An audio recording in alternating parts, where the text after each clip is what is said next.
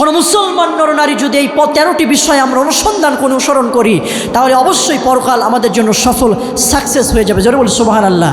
আর মানুষের প্রকৃত সফলতা দুনিয়াতে নয়, প্রকৃত সফলতা হলো দুনিয়াত আখিরাত কেন্দ্রিক। কথা বলেন ঠিক কিনা? আখিরাতে মানুষের সফলতা নাম্বার 1। 1 নম্বর হলো আমরা আল্লাহর প্রতি আমরা ঈমান আনবো। জোরে বলেন কি আনবো? আরো জোরে বলেন না কি আনবো? ঈমান আনবো কার প্রতি? জোরে বলেন সবাই, কার প্রতি? আল্লাহর প্রতি। সবাই মনোযোগ দিয়ে শুনবেন আলোচনাটি। আল্লাহর প্রতি ঈমান কেন আনবো? তিনি আমাদেরকে সৃষ্টি করেছেন, আমরা তার গোলামি করব। আমরা আল্লাহকে বিশ্বাস করব কেন? তিনি আমাদের রব। আমরা কি আল্লাহকে দেখেছি? আমরা বিশ্বাস করি কি না? আমরা করি। দেয়ার ইজ নো গড তারাই বলে যারা বুদ্ধিজীবী, যারা সাহিত্যিক, যারা নাস্তিক। কথা বলেন ঠিক কিনা? তারা বলে আমরা দেখতে পাই না আল্লাহকে, যাকে দেখা যায় না তাকে বিশ্বাস করা যায় কেমনে? জোরে বলি নাউজুবিল্লাহ। অথচ আপনারা গায়ে যে বাতাস লাগে, বাতাস কি দেখা যায়? ফুলের গন্ধ দেখা যায়? বিশ্বাস করি কি না? জোরে বলেন করি কি না? আপনারা কি আমার কথা বোঝা যায়? আমার কথা। তাহলে এই বিষয়গুলি যদি না দেখে বিশ্বাস করা যায়, আকাশ আর জমিন, এত সুন্দর তারকারাজি, এত সুন্দর মানুষ যে সৃষ্টি করেছেন, অবশ্যই এর পিছনে কোনো রহস্য আছে না নাই? আছে না নাই? এই জন্য আমরা আল্লাহকে বিশ্বাস করব। আমরা তো এমন রব পেয়েছি, আমাদের আল্লাহ শব্দের, আল্লাহর পরিচয় যদি আমরা পেতে চাই, আল্লাহ রাব্বুল আলামিন তার পরিচয়ে চমৎকারভাবে কোরআনুল কারীমের মধ্যে দিয়েছেন। আল্লাহ রাব্বুল আলামিন সূরা আল্লাহর নাম দিয়ে আল্লাহ পাক রব্বুল আলামিন তার পরিচয় দিয়েছেন। আমরা যদি আল্লাহ শব্দ বানান করি, আল্লাহ শব্দ বানান করতে গিয়ে আল্লাহকে বিশ্বাস আমাদের করতে হবে, শিরক করা যাবে না। কেন ভাইয়েরা আমার? আল্লাহর প্রতি বিশ্বাস কেন করব? আল্লাহর নাম দিয়ে এমন প্রভু পেয়েছি, আল্লাহর পরিচয় পাওয়া যায়। জোরে বলি সুবহানাল্লাহ। আল্লাহ শব্দ বানান করতে গেলে যেই হরফটি আছে সেটা হলো আলিফ। জোরে বলেন কি? এই আলিফ দিয়ে আল্লাহ রাব্বুল আলামিন তার পরিচয় দিচ্ছেন, আল্লাহু লা ইলাহা ইল্লাহু। জোরে বলি আল্লাহু আকবার। আল্লাহ শব্দের নাম লাম সে আলিফ ছেড়ে দিলাম, এবার থাকে লাম। লাম দিয়ে আল্লাহ রাব্বুল আলামিন কোরআনুল কারীমে তার পরিচয় দিলেন, লিল্লাহি মা ফিস সামাওয়াতি ওয়াল আরদ। জোরে বলি আল্লাহু আকবার। আলিফ আর লাম দুটি ছেড়ে দিলাম, এবার থাকে হা। হা দিয়ে আল্লাহ রাব্বুল আলামিন কোরআনে তার পরিচয় কত চমৎকারভাবে দিলেন, হুয়াল্লাহ। জোরে সবাই আমার সাথে টুট মিলিয়ে বলেন, হুয়াল্লাহ ইলাহা ইল্লা হুয়াল হাইয়ুল কাইয়্যুম। জোরে বলি আল্লাহু আকবার। তাহলে আমরা আল্লাহ শব্দের, আল্লাহর পরিচয় যদি আমরা পেতে চাই, আল্লাহর নাম দিয়ে আমরা পেয়ে যাই, সুতরাং এমন প্রভুকে বিশ্বাস করা, এটা হলো ঈমানের দাবি। আমরা এজন্যই আল্লাহ রাব্বুল আলামিনকে বিশ্বাস করেছি। কথা বলেন ঠিক কিনা? এজন্য 1 নম্বর হলো আমরা কাকে বিশ্বাস করব? জোরে বলেন কাকে? আল্লাহকে বিশ্বাস করতে হবে। প্রিয় ভাই সব, এই আল্লাহকে যারা বিশ্বাস করেছিল তৎকালীন জামানায় আমরা দেখেছি তাদেরকে নির্মমভাবে অত্যাচার করা হয়েছিল, স্টিম রোলার চালানো হয়েছিল। কথা বলেন ঠিক কিনা? কিন্তু তারা কি দ্বীনের পথ থেকে, কোরআনের পথ থেকে তারা কি সরে গিয়েছে? যারা বলেন সরে গিয়েছে। আমরা আজকে বলতে চাই, আমরা আল্লাহকে রব বলে স্বীকার করেছি, নবীকে নেতা বলে স্বীকার করেছি, এই আল্লাহকে রব বলে তার গোলামি করতে চাই। শুধু মসজিদ আর মাদ্রাসায় নয়, আমরা আন্তর্জাতিক সংসদ ভবন পর্যন্ত ওয়ারাব্বাকা ফাকাব্বির, আল্লাহকে বিশ্বাস করেছি।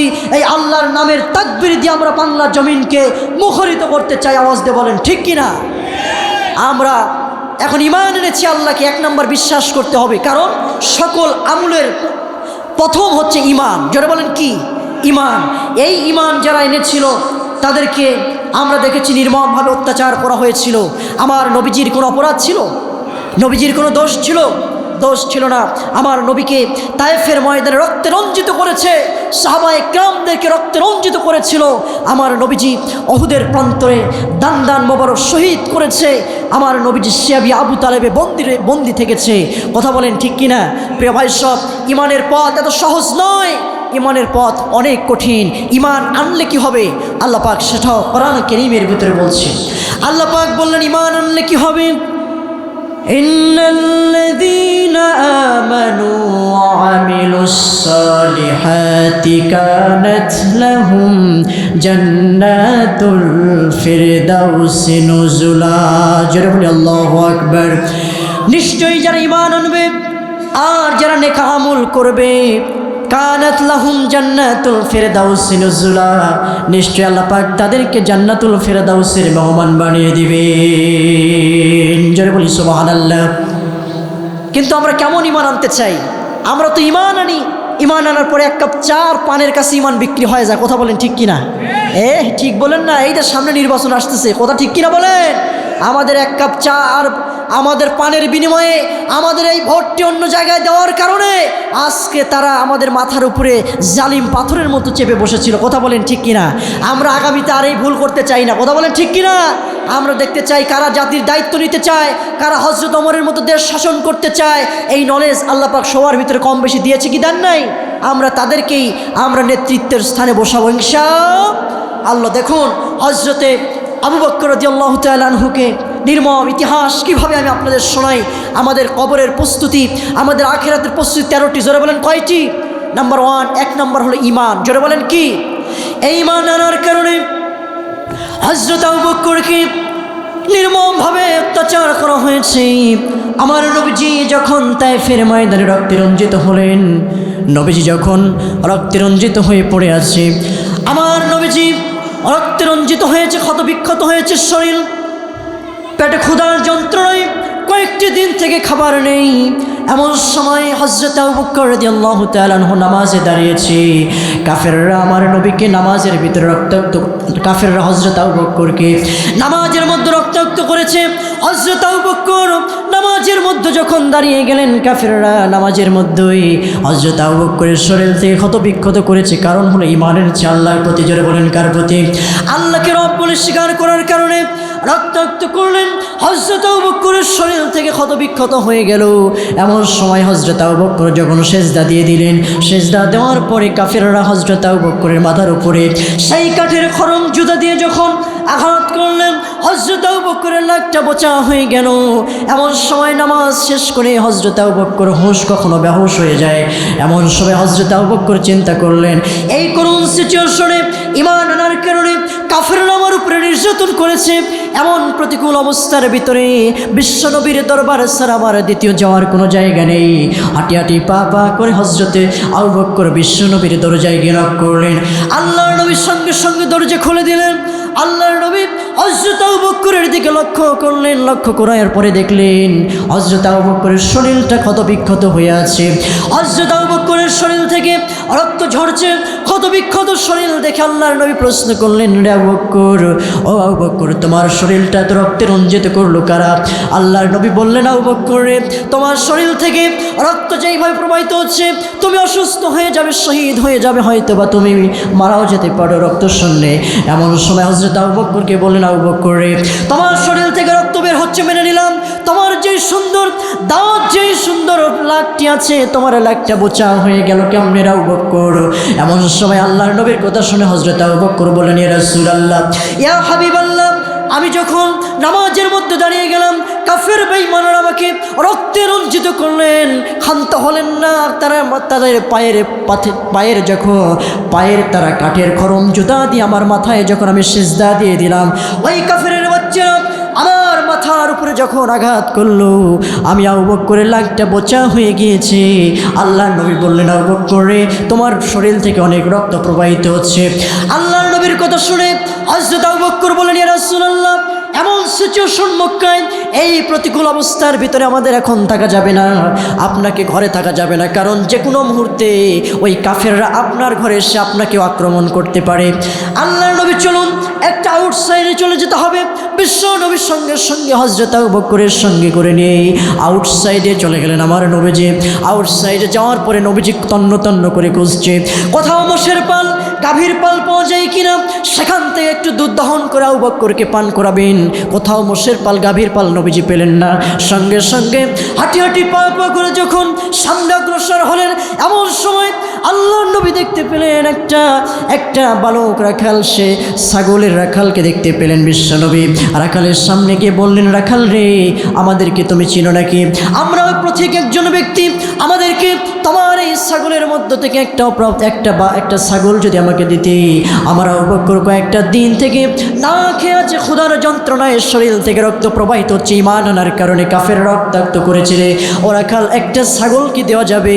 ছাগল দেওয়ার কথা শুনে ওই রাখালটি বললেন, আপনাকে এই ছাগল আমার নয়, আমি তো রাখাল, আমার একজন মালিক আছে, আমার মালিকের অনুমতি ছাড়া যদি আমি রাখাল আপনাকে ছাগল দিয়ে দেই তাহলে আমার মালিকের সঙ্গে আমানতের খেয়ানত হয়ে যাবে। বিশ্বনবীজি রাখালের এই কথা শোনার পরে মুচকি মুচকি হাসলেন। বিশ্বনবীজি বললেন, রাখাল রে, ও রাখাল তুমি শুনে নাও, তুমি তো এখন ঈমান আনো নাই, কিন্তু আমার নবীর মন বলছে একজন ঈমানদারের যেই গুণ থাকা দরকার, আমি নবীজি তোমার ভিতরে সেই গুণ দেখতে পাচ্ছি। জোরে বলি সুবহানাল্লাহ। এমন সময় রাখাল ছাগল দিতে অস্বীকার করলো। নবীজি বলল, রাখাল রে, যেই ছাগল থেকে বাচ্চা হয়নি এখনো, অপ্রাপ্তবয়স্ক একটা ছাগি আমাকে দাও। রাখাল বলল, অপ্রাপ্তবয়স্ক ছাগি নিয়ে আপনি কি করবেন? আল্লাহর নবী বলল, অপ্রাপ্তবয়স্ক ছাগি আমার দরকার, যেই ছাগির এখনো বাচ্চা হয়নি। বলেন তো অপ্রাপ্তবয়স্ক ছাগির কাছ থেকে কি দুধ পাওয়া যাবে? যেরকম পাওয়া যাবে। আল্লাহ নবীজির কথা শুনে ওই রাখাল একটা অপ্রাপ্তবয়স্ক ছাগি আল্লাহর নবীর কাছে উপস্থিত করলেন। করার পরে ওই ছাগি যখন নবীর সামনে হাজির করা হলো, বিশ্ব নবীজির সেই বিশ্ব নবীজি বিসমিল্লাহ বলে যখন পিছনের দুপায়ের উপরে হাত দিলেন, ওলানে হাত দিলেন, সঙ্গে সঙ্গে অপ্রাপ্তবয়স্কার সেই বাটের ওলান থেকে বাটের ওলানটা দুধে ভরপুর করে দিলেন আল্লাহ রাব্বুল আলামিন। জোরে বলি সুবহানাল্লাহ, আরো জোরে বলি সুবহানাল্লাহ। সেই বাটের ওলান থেকে আল্লাহর নবী রাখালকে বললেন, রাখাল রে, ও রাখাল, একটা বাটি নিয়ে আসো। রাখাল বাটি দিলেন, আল্লাহর নবী দুধ দহন করলেন। দুধ দহন করার পরে রাখাল এমন সময় হযরত আবু বকরকে দিলেন। হযরত আবু বকর পেট পুরো করে দুধ পান করলেন। কিতাব এসেছে হযরত আবু বকর তো দুধ পান করলেন যেন মনে হলো হযরত আবু বকরের পেটের চামড়াটা টাইট হয়ে গিয়েছে। এমন দুধ যেন কোনোদিন হযরত আবু বকর পান করেন না। জোরে বলি সুবহানাল্লাহ। কিন্তু এক বিন্দু দুধও সেই বাটি থেকে ফুরালো না। জোরে বলি না সুবহানাল্লাহ। এমন সময় বিশ্বনবী বললেন, আবু বকর, এই দুধের পাত্র থেকে একটু দুধ তুমি রাখালকে দাও। রাখালকে দেওয়া হলো, রাখালও পান করলেন, কিন্তু আশ্চর্যজনক ঘটনা, দুধ এক চুলো ফুরালেন না। এমন সময় আল্লাহর নবী বললেন, আবু বকর, দেখো তো আশেপাশে কোনো মানুষকে পাওয়া যায় কিনা, যদি পাওয়া যায় তাদেরকে দাও। হযরত আবু বকর এই দৃশ্য দেখার পরে আল্লাহর নবীকে বললেন, ইয়া রাসূলুল্লাহ, ইয়া হাবিবাল্লাহ, এটা তো আশ্চর্যের ঘটনা, যেই অপ্রাপ্তবয়স্ক ছাগি থেকে দুধের আশা করা যায় না, সেখান থেকে দুধ দহন করা হলো, এমনকি সেই দুধ আমি পান করলাম। এমনকি এই দুধ রাখাল খেলো, তাও দুধ ফোরালো না। বিশ্বনবীজি বললেন, আবু বকর, এটা তো এমন একটা বরকতি দুধ আল্লাহ রাব্বুল আলামিন আমাদেরকে দিয়েছে, আমাদেরকে আল্লাহ রাব্বুল আলামিন দিয়েছে। এই দুধ তুমি কেন, রাখাল কেন, আরো মানুষ যদি পান করে তাও ফুরাবে না। আমি নবী যতক্ষণ এই বাটিতে মুখ না লাগাবো ততক্ষণ পর্যন্ত বাটির দুধ এক চুলো ফুরাবে না। জোরে বলি সুবহানাল্লাহ, আরো জোরে বলি না সুবহানাল্লাহ।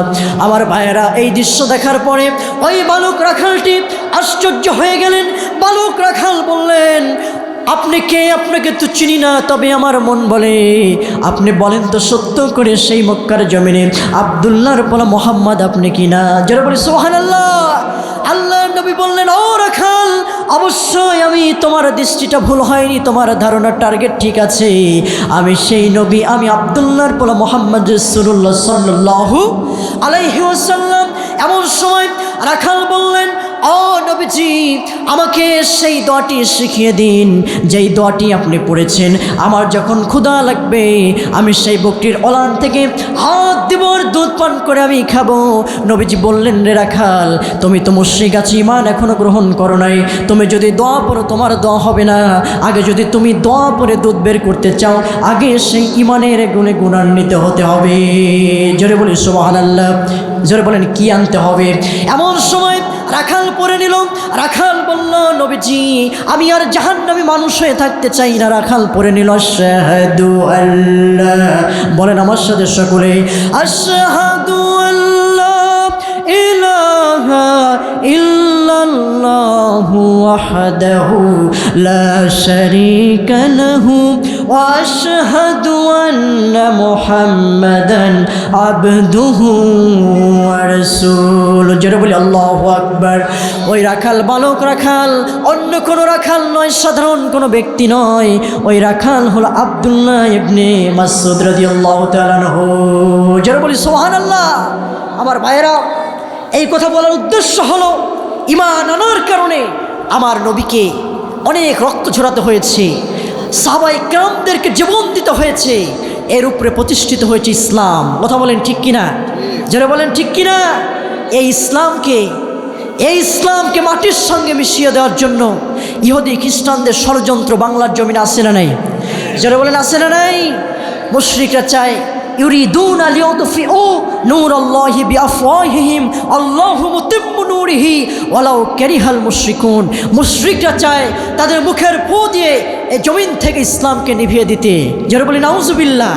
আল্লাহ পাক বলেছেন আমি আমার দ্বীনকে ইসলামকে পুনর্জীবিত করব। এটা কাফের বেঈমানদের ভিতরে যতই জাল যন্ত্রণা হোক না কেন। যারা বলেন আল্লাহু আকবার। আর যারা বলেন আল্লাহু আকবার। ইসলাম ছিল, ইসলাম আছে, ইসলাম থাকবে। কথা বলেন ঠিক কিনা? এই ইসলাম এমন একটি ইসলাম, সূর্য যতদিন উঠবে আর ডুববে ততদিন পর্যন্ত নির্দিন ইসলাম পৃথিবীতে কায়েম থাকবে। ঠিক কিনা? এই ইসলামকে নিয়েও ষড়যন্ত্র আমার দেশে কম করা হয়নি। এই ইসলামকে শেষ করার জন্য বলে রাষ্ট্রধর্ম ইসলাম থাকবে না, এ কথাও আমরা গতবার শুনেছি।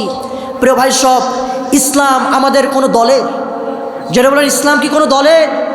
ইসলাম একটি জীবন ব্যবস্থার নাম। এটা আওয়ামী লীগ বুঝি না, বিএনপি বুঝি না।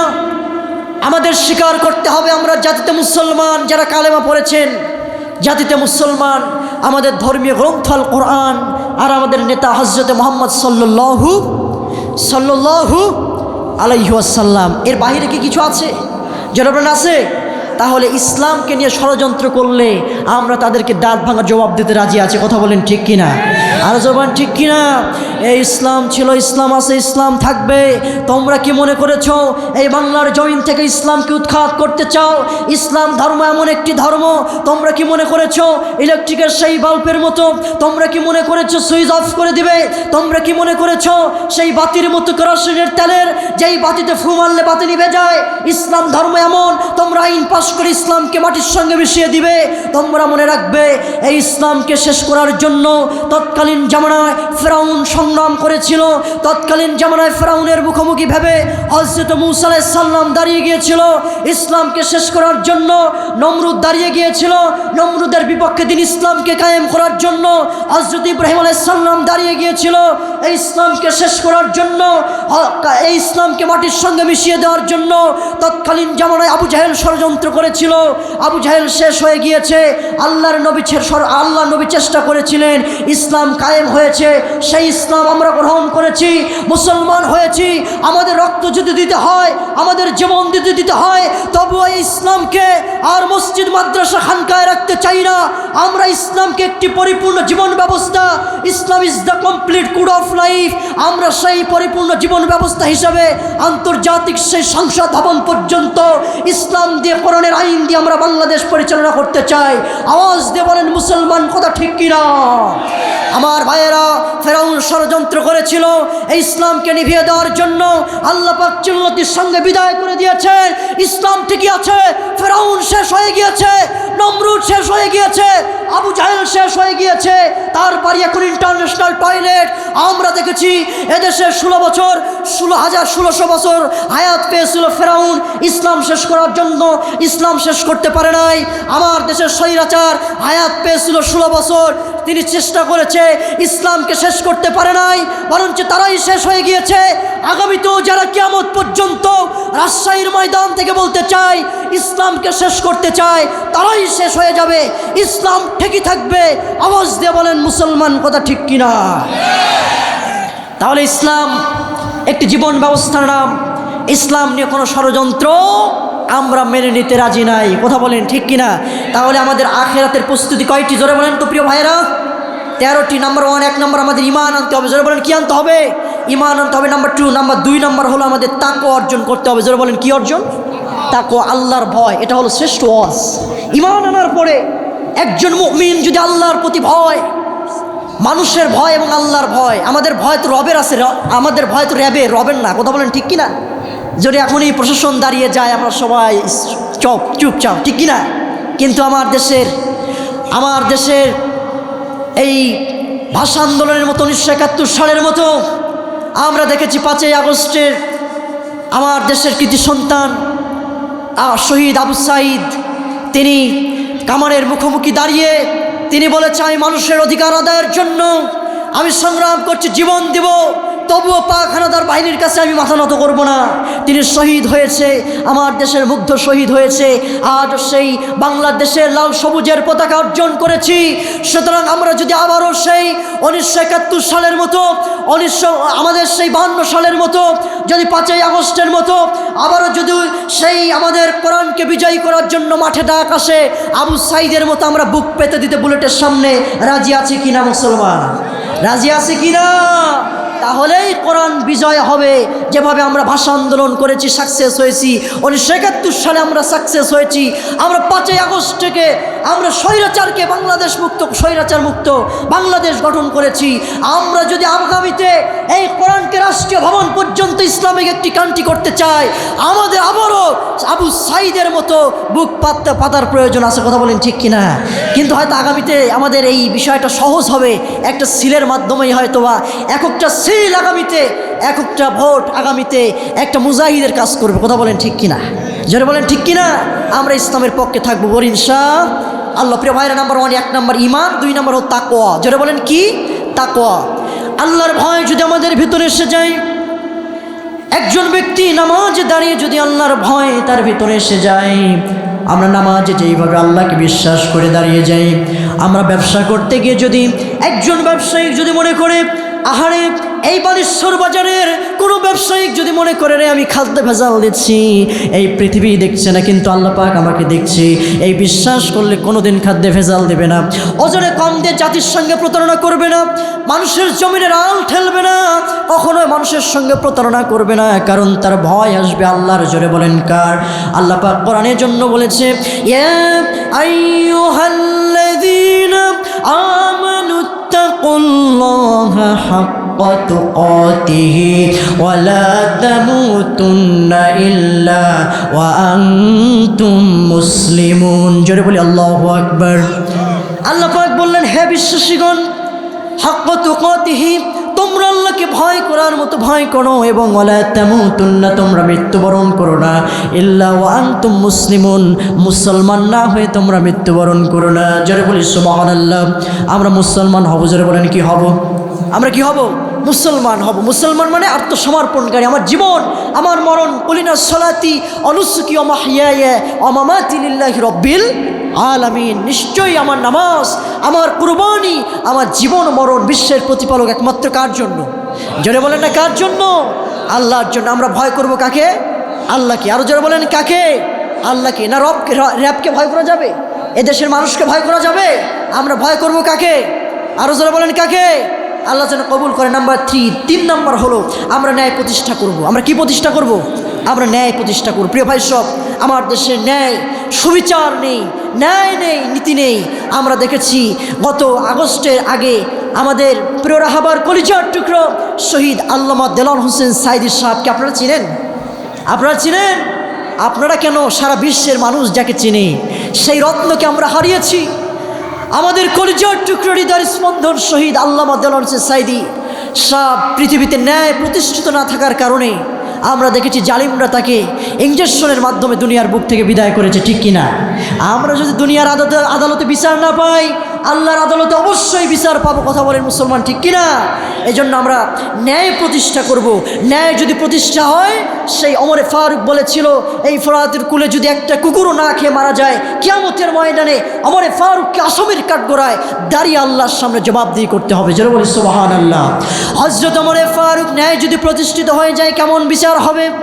হযরত ওমরে ফারুকের ঘটনা মনে পড়ে গেল। রাতের গভীরে হাঁটি হাঁটি পা পা করে তিনি চললেন। ন্যায় প্রতিষ্ঠা কিভাবে তারা করেছেন, ইনসাফ কেমন করে করেছেন। ওমরে ফারুক রাতের গভীরে হাঁটি হাঁটি পা পা করে তিনি যখন অগ্রসর হলেন, তিনি রাতের মরুর প্রান্তরে যাওয়ার পরে তিনি দেখলেন আমার রাষ্ট্রের কোনো মানুষ না খেয়ে আছে কিনা। ওমরে ফারুক তিনি যখন মরুর প্রান্তরে চলে গেলেন, দেখলেন একটা তাঁবু গাড়া আছে মরুর প্রান্তরে।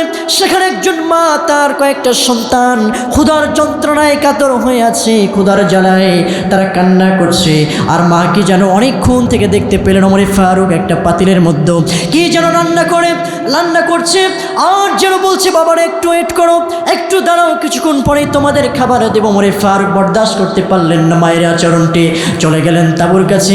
যাওয়ার পরে বললেন, ওগো পতিক, ওগো মা, তুমি কে এত জালিম কেন?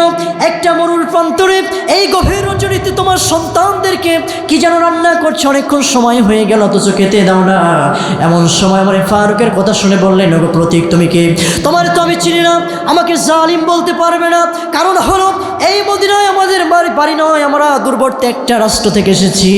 এই রাষ্ট্রের প্রেসিডেন্ট ওমরে ফারুক রাদিয়াল্লাহু তাআলা আনহু, তিনি একজন সৎ শাসক, মুসলিম শাসক। তার কাছ থেকে আমরা কিছু অনুদান নেওয়ার জন্য এসেছি, কিন্তু কয়েকটি দিন হয়ে গেল আজকে ওমরে ফারুকের সাক্ষাৎ পেলাম না।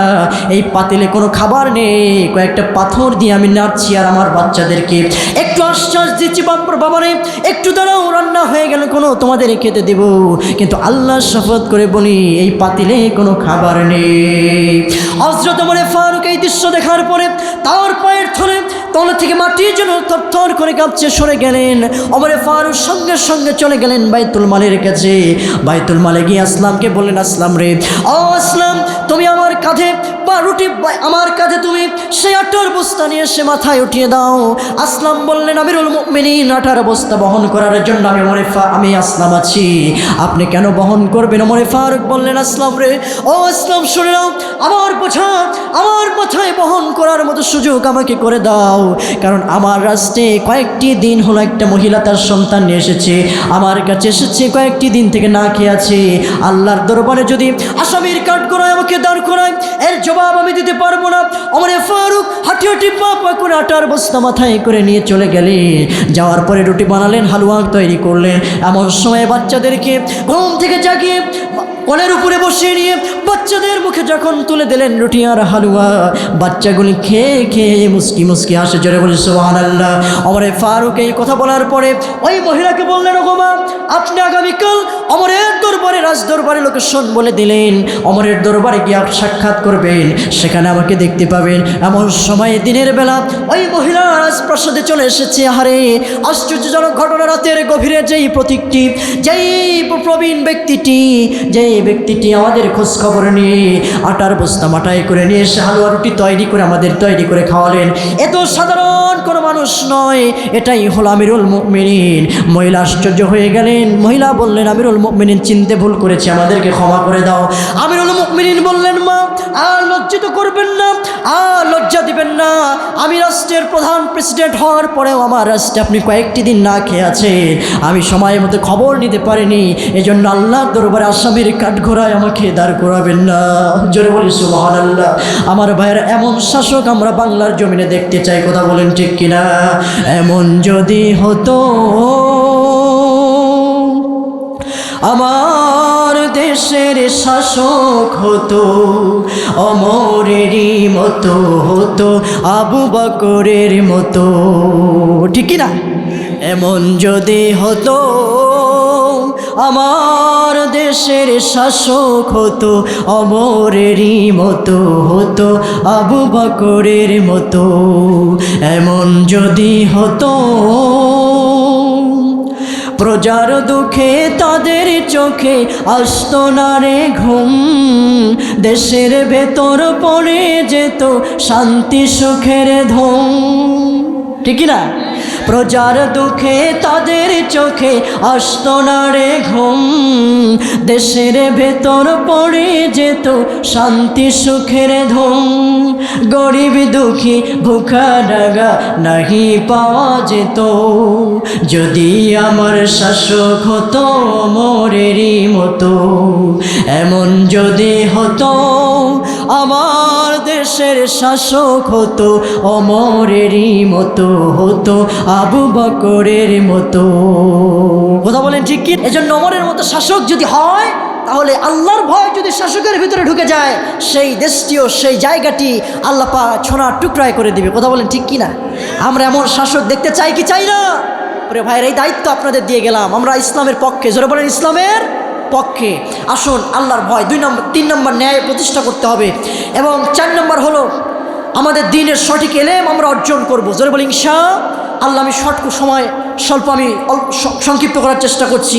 আমরা দ্বীনের সঠিক এলেম আমরা অর্জন করব। এলেমের প্রধান দিকটা হলো আল কোরআন। কথা বলেন ঠিক কিনা? আমরা আজকে দেখেছি এই কোরআন বাদ দিয়ে আমার সমাজে কিছু মানুষ আছে, তারা অন্য কিতাব নিয়ে বসে থাকে। কথা বলেন ঠিক কিনা? প্রিয় ভাইরা, শরীয়তের দলিল 4টি, কোরআন, হাদিস, ইজমা, কিয়াস। আমি এদিকে যাচ্ছি না, আমি বোঝাচ্ছি যে আমরা সঠিক এলেম অর্জন করার মাধ্যমে রবকে চিনব। আমরা আগে ধরবো কোরআন। জোরে বলেন কি? কোরআন যদি না চিনেন, হাদিস হলো কোরআনের জীবন্ত ব্যাখ্যা। আপনি যদি মূল জিনিস না জানেন, আপনি কি ব্যাখ্যা বুঝবেন ভাই? জোরবান বুঝবেন? এই জন্য কোরআন ধরবো। আমরা চাই কোরআনের আইন দিয়ে আমরা কোরআন পড়বো, কোরআন বুঝবো, এবং কোরআন দিয়ে দেশ পরিচালনা করবো ইনশাআল্লাহ। আল্লাহ যেন সহজ করে দেয়, বলে আল্লাহুম্মা আমিন। তাহলে আমরা সেই দিনের সঠিক এলেম আমরা অর্জন করবো। এটা হলো 4 নম্বর। 5 নম্বর, আখিরাতের প্রস্তুতি হলো আমরা অধিক সংখ্যক নেক আমল করবো। যারা বলেন কি করব? নেক আমল করব। আমরা দেখেছি হযরতে ফাতেমা রাদিয়াল্লাহু তাআলা আনহার ব্যাপারেও বলা হয়েছে, হযরতে আলী রাদিয়াল্লাহু তাআলা আনহু যখন তিনি যখন আবু যর গেফারিকে দায়িত্ব দিলেন কবর খননের জন্য। মা বোনেরা এখানে আছে না নাই? আমাদের যে আমল প্রয়োজন, ঘটনা বলার উদ্দেশ্য নয়, আমাদের অনেক আমল করতে হবে। কারণ হযরতে ফাতেমার ব্যাপারে যখন আবু যর গেফারি কবর খনন করছিলেন, এমন সময় আমাদের বিশ্বনবীজির কলিজার টুকরা হযরতে ফাতেমা রাদিয়াল্লাহু তাআলা আনহা, তিনি যখন নিজের পানি নিজেই গরম করলেন, নিজের গোসল সমাপ্ত করে তিনি যখন সেই ইন্তেকাল করলেন, এমন সময় আবু যর গেফারিকে হযরত আলী রাদিয়াল্লাহু তাআলা দায়িত্ব দিলেন। আবু যর গেফারি কবর খনন করছেন। এমন সময় আবু যর গেফারি কবর খনন করতে করতে বিশ্বনবীজির মেয়ের সম্পর্কে এমন আবেগে আপ্লুত হয়ে গেলেন, তার আবেগ ধরে রাখতে না পেরে কবরের কাছে প্রশ্ন করলেন, কবর রে, ও কবর, আজকে তোমার ভিতরে এমন একটা মহিলাকে রাখছি, যেই মহিলা হলো এমন একটি মহিলা, যেই মহিলার স্বামী হলো এই পৃথিবীর সকল কাফেরদের জন্য আসাদুল্লাহিল গালিব, আল্লাহ পাক বাঘ বানিয়ে প্রেরণ করেছে। আলী রাদিয়াল্লাহু তাআলা আনহুর স্ত্রী, তোমাকে তো এই আলীর স্ত্রীকে তোমার ভিতরে আজকে কবরে রাখবো।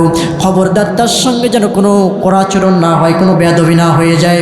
আবু যর গেফারি তিনি আরো বললেন, কবরে আজকে তোমার ভিতরে এমন একটি মহিলাকে রাখছি, যেই মহিলা হলো সাধারণ কোনো মহিলা নয়, যেই মহিলার 2টি সন্তান আছে, জান্নাতি পুরুষদের সর্দার হবেন ইমাম হোসেন আর হোসেন, তার মাকে তোমার ভিতরে রাখছি, খবরদার তার সঙ্গে কোনো বেয়াদবি করবা না। আবেগে আপ্লুত হয়ে আবু যর গেফারি বললেন, কবরে, ও কবর, এমন একটি মহিলাকে তোমার ভিতরে রাখছি, যেই মহিলাকে আল্লাহ রাব্বুল আলামিন জান্নাতি মহিলাদের সর্দার বা সর্দারিনী বানাবেন, তিনি হলেন হযরত ফাতেমা রাদিয়াল্লাহু তাআলা আনহা। খবরদার তার সঙ্গে যেন কোনো বেয়াদবি করবে না।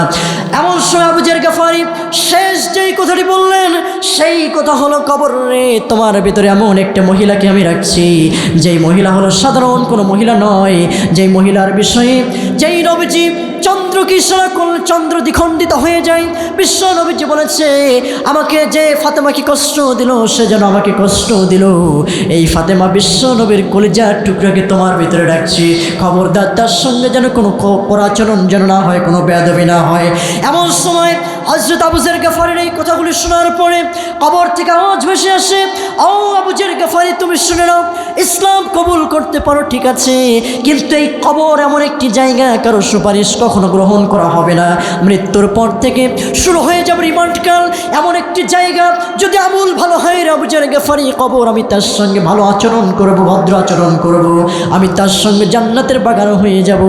আর যদি কবর যদি আমল ভালো না হয়, আমি কবর দুদিকের মাটি এমনভাবে চাপ দেব, ডান দিকের হাড়গুলি বাম দিকে চলে যাবে, বাম দিকের হাড়গুলি ডান দিকে চলে যাবে। কবর হচ্ছে রিমান্ডকাল। এই জন্য কবর থেকে যদি বাঁচতে চান, আমল করার দরকার আছে না নাই? আছে না নাই? এই জন্য আমরা বেশি বেশি নেক আমল করবো। আল্লাহ যেন সহজ করে দেয়, বলি আমিন। আল্লাহ বলে আমিন। আমার আলোচনার টপিক হলো, আমরা আখিরাতে যেতে চাই। আমরা একটি স্টুডেন্ট যখন পরীক্ষার হলে যায়, কিছু প্রিপারেশনের দরকার আছে, ঠিক কিনা? এ দুনিয়া শেষ নয়, এই বিশ্ব পরিস্থিতির একটা পরিসমাপ্তি ঘটে যাবে। সুতরাং আমরা আখিরাতে যেতে চাই, আমাদের আখিরাতের প্রস্তুতি শুরু। আমাদের 13টি কাজ, যারা বলেন কয়টি? আলোচনা বলেন কয়টি? 13টি কাজ। তার মধ্যে 5 নম্বর, আমরা অধিক সংখ্যক নেক আমল করব, এবং 6 নম্বর হলো আমরা ধৈর্যশীল হব। আমরা কি হব জোরে বলেন? আমরা ধৈর্যশীল হব। আমরা কি হব জোরে বলেন? আমরা ধৈর্যশীল হব। কেন? আল্লাহ পাক আমাদের পরীক্ষা করবেন 5টি জিনিস দিয়ে। জোরে বলেন কয়টি? অনেক কথা আমি সংক্ষিপ্ত নিয়ে শর্ট করে নিয়ে আসছি। আমাদেরকে আল্লাহ রাব্বুল আলামিন অনেক ধৈর্যশীল হতে হবে। কারণ হলো রাব্বুল আলামিন কোরআনে কারীমে বলেছেন, সূরা বাকারার ভিতরে বলেছেন, ওয়ালা নাবলুওয়ান্নাকুম বিশাইইম মিনাল খাউফি ওয়াল জুই ওয়া নাকসিম মিনাল আমওয়ালি ওয়াল আনফুসি ওয়াস সামারাত ওয়া বাশশিরিস সাবিরিন। জোরে বলেন আল্লাহু আকবার। আর জোরে বলি আল্লাহু আকবার। আল্লাহ পাক বললেন, ওয়ালা নাবলুওয়ান্নাকুম বিশাইইম মিনাল খাউফ, মুমিনদেরকে 5টি পরীক্ষা করা হবে। 1 নম্বর হলো ভয় দেখানো হবে, ওয়াল জুই, তাদেরকে ক্ষুধা দেওয়া হবে, ওয়া নাকসিম মিনাল আমওয়াল, তাদের ধন সম্পদ দিয়ে পরীক্ষা করা হবে, ওয়াল আনফুসি, এবং জীবন দিয়ে পরীক্ষা করা হবে। নাম্বার 5 হলো তাদেরকে আনফুসি ওয়াস সামারাত, যে আল্লাহ পাক আমাদের জীবিকা আহরণের জন্য ফল ফসল দিয়েছে, এর ক্ষতি করে আল্লাহ রাব্বুল আলামিন আমাদের পরীক্ষা করবেন। কিন্তু আমরা যে ইমানদার হই, আমরা আল্লাহর প্রতি সবর ধারণ করব। কথা বলেন ঠিক কিনা? সকল বিপদে, সকল মুসিবতে একমাত্র মুমিনরা আল্লাহর প্রতি ইস্তেকামত থাকবে, মুমিনরা সবর ধারণ করবে আল্লাহর প্রতি। জোরে বলেন সুবহানাল্লাহ। এজন্য আমরা আল্লাহর প্রতি ধৈর্য ধারণ করবো ইনশাআল্লাহ। তাহলে আমরা বলছিলাম আমরা ধৈর্যশীল হব। আমরা কি হব? ধৈর্যশীল হব। আমরা 6 নম্বর যে কাজ করব, আল্লাহর উপর ভরসা রাখবো। জোরে বলেন কার উপরে? বিপদে মুসিবতে ভরসা রাখবো কার উপরে? আরও জোরে বলেন কার উপরে? আল্লাহ যেন সহজ করে বলে আমিন। নাম্বার 8 হলো আমরা দুনিয়ার ভোগবিলাসী এবং নিমগ্নতা থেকে আমরা আখিরাতকে প্রাধান্য দিব। আমরা আখিরাতকে বেশি টার্গেট বানাবো। জোরে বলি সুবহানাল্লাহ। আমরা 9 নম্বর যে কাজ করব, সেটি হলো নিজেকে এবং পরিবারকে জাহান্নাম থেকে বাঁচানোর একটা প্ল্যান করব। জোরে বলি ইনশাআল্লাহ। কারণ আল্লাহ পাক বলেছেন, ইয়া আইয়ুহাল্লাযিনা আমানু কু আনফুসাকুম ওয়া আহলিকুম নার। আল্লাহ পাক বলেছেন, হে বিশ্বাসীগণ, তুমি জাহান্নামের সেই অগ্নি থেকে বাঁচো, এবং শুধু তুমি বাঁচলে হবে না, তোমার আহাল পরিবারদেরকেও জাহান্নাম থেকে বাঁচানোর দরকার আমাদের আছে না নাই? জোরে বলে আছে না নাই? এই জন্য আমরা চেষ্টা করব আমরা পরিবারকে জাহান্নামের আগুন থেকে বাঁচাবো।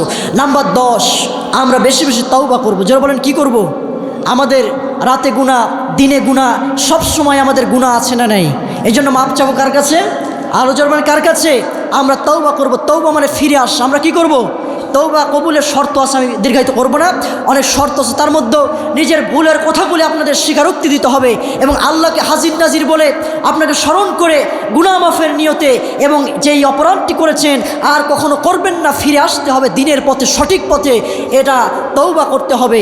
আমরা বেশি বেশি তওবা করব কার কাছে? জোরে বলেন কার কাছে? আল্লাহর কাছে। এবং 11 নম্বর হলো আমরা আল্লাহর পথে বেশি বেশি ব্যয় করব। জোরে বলেন কি করব? আল্লাহ পাক সূরা কোরআন খুললেই যেটা পাওয়া যায় ইমানদারদের বৈশিষ্ট্য, সেটাই আল্লাহ পাক বলেছে, অমিম্মা রাযাকনাহুম ইউনফিকুন। আমি তোমাদেরকে জীবিকা হিসেবে যা দিয়েছি আল্লাহর পথে ব্যয় করতে হবে। যারা বলেন কার পথে? আমরা বেশি বেশি ব্যয় করব। এবং 12 নম্বর হলো আমরা শিরিকের যত শিরিক যেই কাজগুলি করলে, কর্মকাণ্ড করলে আমাদের শিরিক হয়, সেই কাজগুলি আমরা পরিহার করবো ইনশাআল্লাহ। এই টপিকে আমি বলতে চাই, যেই কাজ করলে শিরিক হবে এই কাজ থেকে আমরা বিরত থাকতে চাই। কারা কারা দুহাত তুলি? আমরা চাই কি চাই না? তাহলে যুবক ভাইয়েরা, আজকে শপথ করতে হবে, আগামীকাল 31শে ডিসেম্বর আমরা 31st নাইট নামে সেই অপসংস্কৃতি, বৈদেশিকদের কালচার আমরা মুসলমান পালন করতে চাই না। কথা বলেন ঠিক কিনা? আমরা নিয়ত করব, আমরা সকলেই বলি, হে আল্লাহ, 31শে ডিসেম্বর 31st নাইট নামে যেই অপসংস্কৃতি বাংলার জমিনে আসে, আমরা তার নিকটে যাব না, আমরা তার নিকটে যাব না। বলি ইনশাআল্লাহ। আল্লাহ যেন আমাদের এই আমলটি করার তৌফিক দেয়, বলি আমিন। আজকে সবচেয়ে ভালো লাগছে যে আমাদের দেশের স্বরাষ্ট্র মন্ত্রণালয় আইন শৃঙ্খলা বিভাগ থেকে আমাদের নোটিশ এসেছে। আসলে আমরা হুজুররা যতই যুবকদেরকে বলি ভালো ভালো কথা, ভাই এই কাজ করা যাবে না, তারা কিন্তু আমাদের কথা বলা পর্যন্তই শেষ, আমল কেউ করে না। কথা বলেন ঠিক কিনা? কিন্তু আজকে সকালে যখন শহরে এসেছি, যুবকদের মধ্যে একটা আনাগুনা যে এত টাকা করে তারা একটা সমিতি করে, প্রতি মাসে তারা একটা টাকা রাখে, এই টাকা দিয়ে 31st নাইটে তারা উদযাপন করে। কিন্তু যুবকরা দেখলাম কানাকানি কথা বলতেছে 31st নাইট কিন্তু পালন করা যাবে না, কারণ স্বরাষ্ট্র মন্ত্রণালয় থেকে আইন পাস হয়েছে যদি 6টার পরে 31শে ডিসেম্বরে কোনো বক্স বাজে, কোনো নাইট ক্লাবে নাচ হয়, কোনো কনসার্ট হয়, সেখানে আক্রমণ করতে পারে প্রশাসন, ঠিক কি না? আমার ভাইয়েরা, সব কিছু কিন্তু মিলাদ করে কোরআনের আয়াত দিয়ে ফু দিলে কাজ হয় না, কিছু কিছু বিষয় আইন পাশ করতে হয়, কথা বলেন ঠিক কিনা? এজন্যই আমাদের আল্লামা শহীদ আল্লামা দেলোয়ার হোসেন সাইদি সাহেব বলেছিল সৎ কাজের আদেশ আর অন্যায় কাজের নিষেধ। এটাকে বোঝাতে গিয়ে তিনি বলেছিলেন সৎ কাজের আদেশ এক জিনিস আর অনুরোধ এক জিনিস, ঠিক কিনা? আমাদের আদেশ করতে হলে আদেশের জায়গায় বসতে হবে। আমরা এতদিন ছিলাম অনুরোধের মধ্যে, কিন্তু আমরা এখন এমন একটা সরকারকে দেখতে চাই যেই সরকার পার্লামেন্ট ভবনে গিয়ে আল্লাহর কোরআনের আইন দিয়ে মানুষদেরকে সৎ কাজের আদেশ করবে, অন্যায় কাজে নিষেধ করবে, নামাজ কায়েম করবে এবং জাকাতের বিল উত্থাপন করবে। এমন একটা রাহবার আমরা বাংলার জমিনে তৈরি করবো বলে ইনশাআল্লাহ। আল্লাহ যেন সহজ করে দেয়, বলি আমিন। তাহলে আমরা সকলেই শিরিক হয় এমন কর্মকাণ্ড থেকে দূরে থাকব। নাম্বার 13, সর্বশেষ আখিরাতের যে প্রস্তুতি আমরা নিব, আল্লাহ প্রদত্ত একমাত্র সঠিক পথের অনুসরণ করব ইনশাআল্লাহ।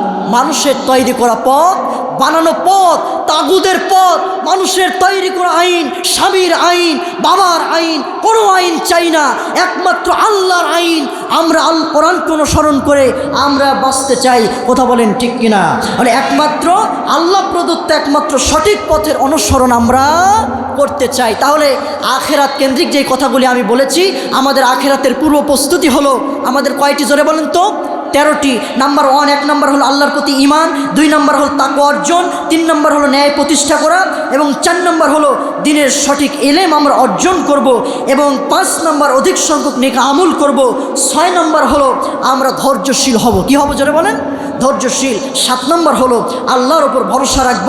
8 নম্বর হলো দুনিয়ার ভোগবিলাসী থেকে বিরত থেকে আখিরাতের প্রস্তুতি গ্রহণ করব এবং 9 নম্বর হলো নিজেকে এবং পরিবারকে জাহান্নামের অগ্নি থেকে বাঁচানোর চেষ্টা করব। 10 নম্বর আমরা তওবা করব বেশি বেশি। 11 নম্বর হলো আল্লাহর পথে আমরা ব্যয় করব। 12 নম্বর হলো শিরক হয় এমন কার্যকলাপ থেকে আমরা বিরত থাকব।